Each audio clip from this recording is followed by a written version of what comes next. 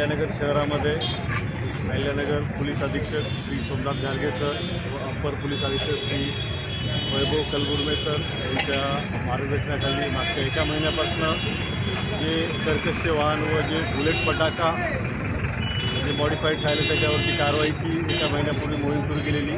त्या मोहिमेमध्ये आमचे कोतवालीचे पोलीस स्टेशनचे प्रभारी श्री संभाजी गायकवाड साहेब, श्री जगदीश बांबळ साहेब आमचे तोफखाना पोलीसचे इंचार्ज, जगदीश मुलगीर साहेब, तसेच आमचे ट्रॅफिकचे PI बोरसे साहेब या सर्व अधिकारी अंमलदार यांनी जे शहरामध्ये मॉडिफाईड सायलेन्सर वापरून वेगवेगळे आवाज काढून जे काही सामान्य नागरिकाला जो काही रस्त्यावर त्रास होतो आणि त्याच्यामुळे वेगवेगळे कानाचे व इतर जे आजार होतात ते टाळण्यासाठी आपण ही मोहीम राबवलेली। याच्यामध्ये आपण एका महिन्यामध्ये 130 जे काही बुलेट जे काही मॉडिफाईड सायलेन्सर ज्यांनी त्यांच्यावरती कारवाई करण्यात आलेली आहे। यापुढे पण ही मोहीम आम्ही नेहमीच चालू ठेवणार आहोत।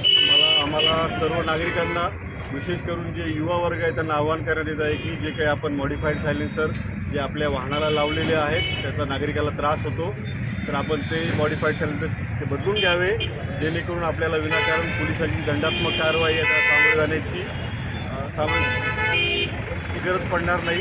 तसेच जे हे मॉडिफाईड सायलेन्सर बसवतात त्यांच्यावरती बी आम्ही कारवाईचा बडगा उचलणार आहोत।